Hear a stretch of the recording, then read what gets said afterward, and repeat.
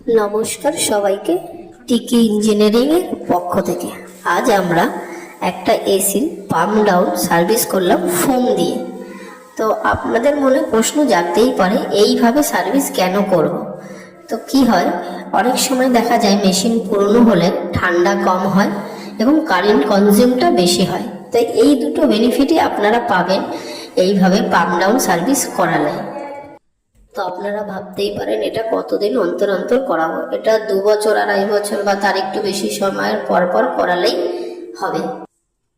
আপনাদের কাছে পুরো ভিডিওর দেখার অনুরোধ রইল।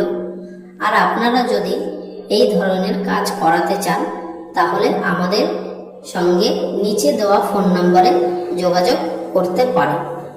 সবাইকে অসংখ্য ধন্যবাদ।